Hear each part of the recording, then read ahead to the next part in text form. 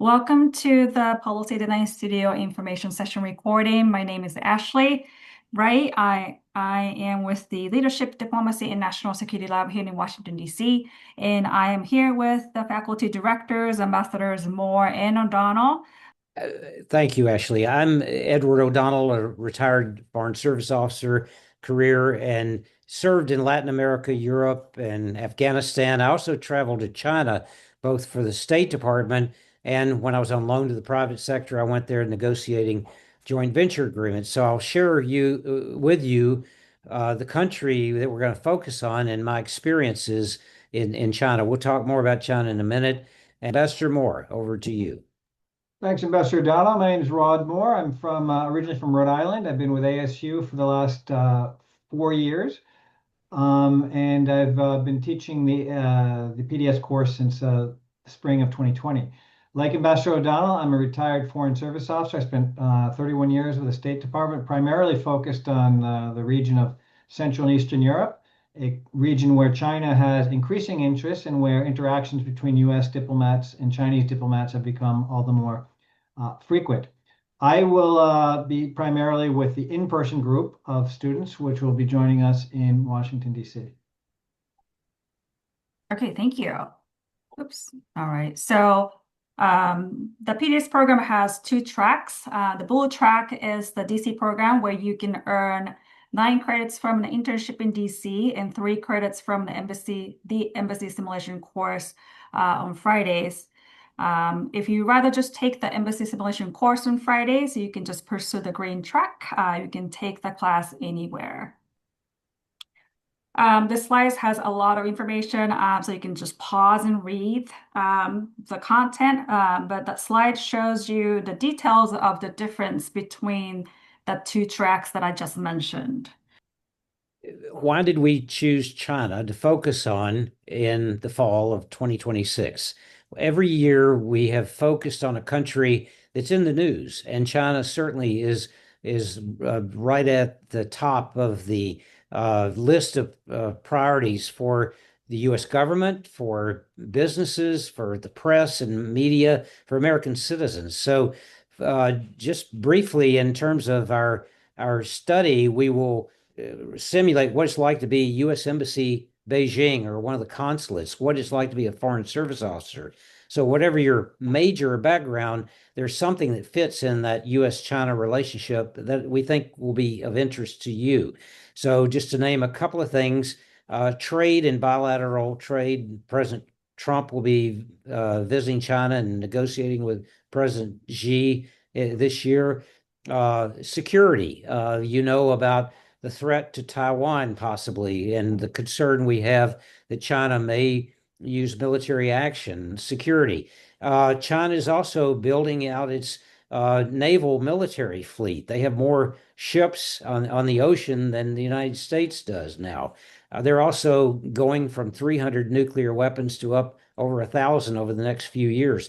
And there's no negotiations. We're concerned about that. China's nuclear ambitions as a world power. So we think that whatever your background and we're gonna, whether it's health or communications or business like me, an economic officer, and look at the two links here: the State Department report on China and the CIA World Factbook on China. I think that's going to whet your appetite and explain to you why we're focusing on China, why it's going to be a very rich engagement for you in terms of your education at ASU. Thank you. We're very excited to be focused on China for the first time, as a matter of fact.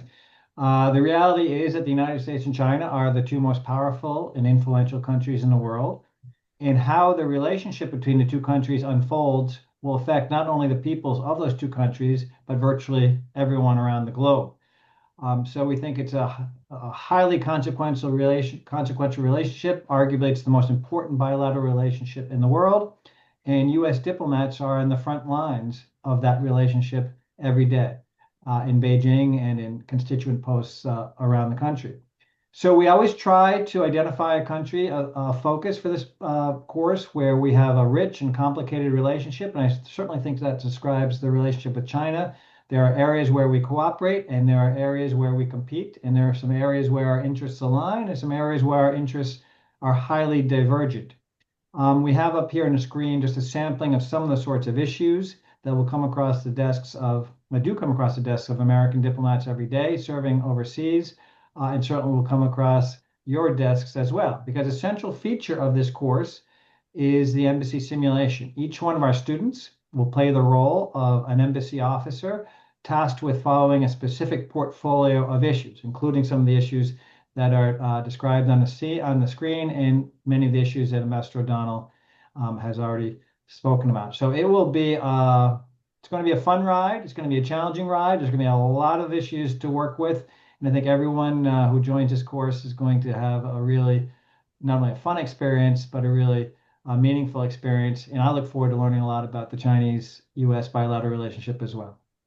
This slide only applies to the DC program, but you will be working with me and Carly Willis from SPGS to get ready to apply for internships in DC prior to your arrival. You can pause here and read the slide and let me know if you have any questions.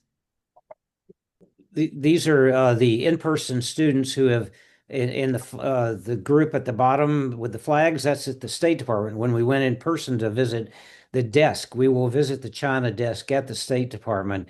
And also upper left, you see the in-person group with the Indian ambassador. And the online section will also be there virtually because they zoom into the State Department. They zoom into the embassy of choice, and we hope to visit the Chinese embassy in Washington, D.C. as well. For our virtual students, we always find ways, as Ambassador O'Donnell said, to include you.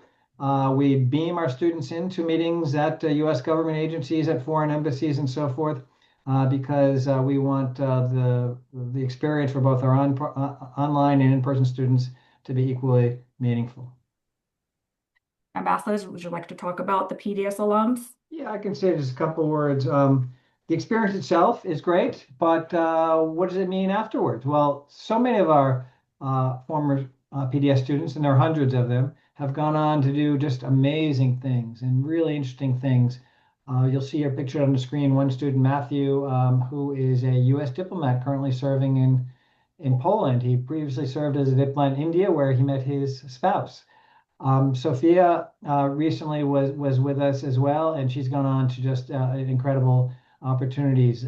We've had students, as mentioned, going on to the foreign work for the State Department in the Foreign Service, Civil Service capacity, and other U.S. government agencies, including the Department of Defense.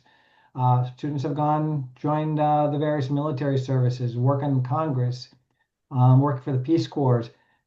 And so many have earned really impressive and prestigious fellowships, some of the ones that are listed on here. And many of our students are, not surprisingly, also go into graduate school after this program.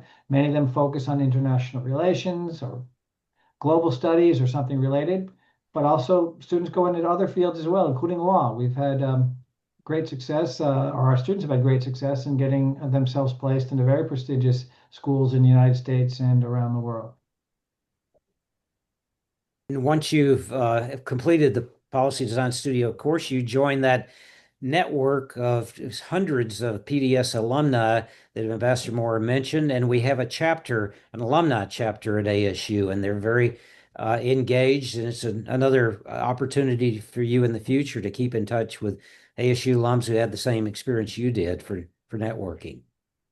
All right. Thank you so much for watching this information session recording. We look forward to reviewing your applications and working with you. Good luck, everyone. Look forward to working with you.